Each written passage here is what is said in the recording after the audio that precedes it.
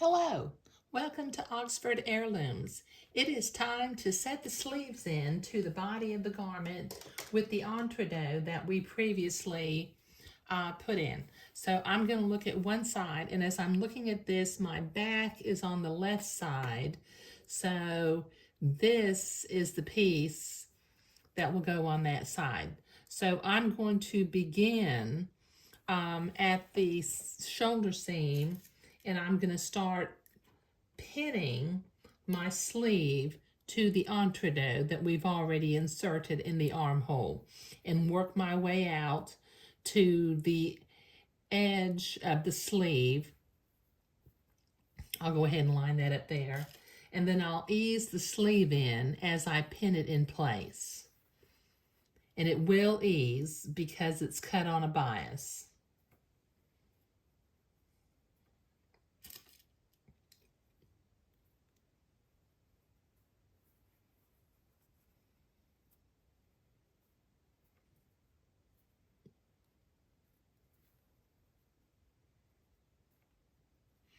If you've never set a sleeve in with entredeaux before, I hope that these videos are giving you the information that you need in order to accomplish that, because it's a real pretty look rather than just sewing it in and either zigzagging it or serging it to finish it.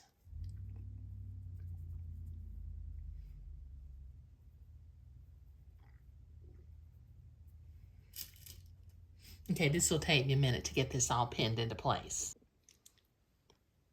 Okay, so I have the sleeve pinned onto the entredeaux. I've changed back to my white thread, and using a straight stitch, I'm going to sew the sleeve onto the entredeaux, sewing right next to the entredeaux ladder without piercing it, taking my pins out as I come to them.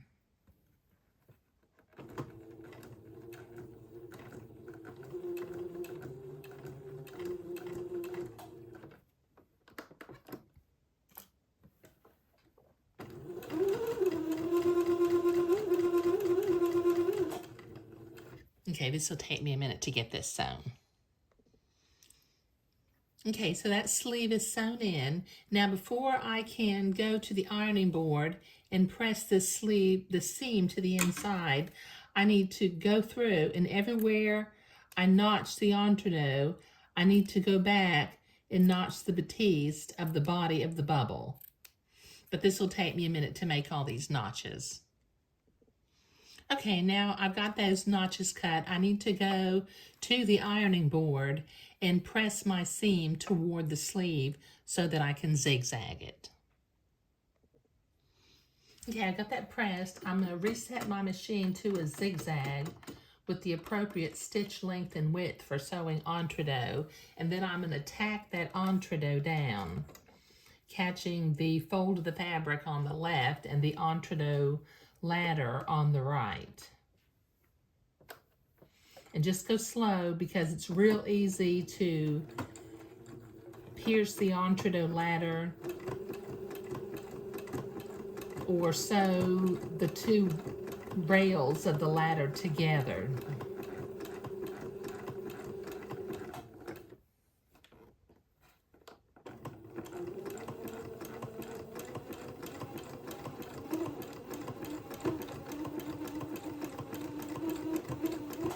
Okay, this will take me a minute to get this all done.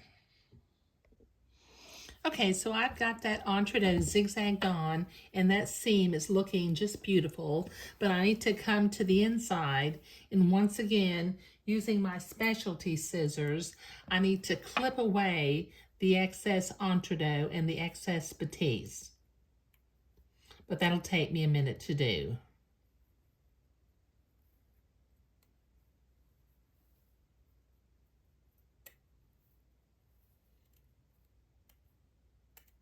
I'll do this off camera. Now, isn't that seam just lovely? You can see that I think it's a real nice heirloom look to have the entredeaux in the seams. Now, I need to repeat this for the other sleeve, but since this took me a minute to do, I won't show this on camera. I'll go ahead and do that off camera. Thank you. Okay, so both sleeves are sewn in with an entredeux seam, and I think that that makes for a lovely heirloom look to have the entredeux in the seams as much as possible. Now, in the next video, we will be creating the French seams along the sides and the bottom of the sleeve of the garment. And then we'll start working on the crotch. But we're getting close, and it's starting to look like a complete garment because we've used all the pattern pieces now, so we're on the home front as far as our sewing goes. But sewing the sleeves in with entredeux was what we were doing today. Thank you.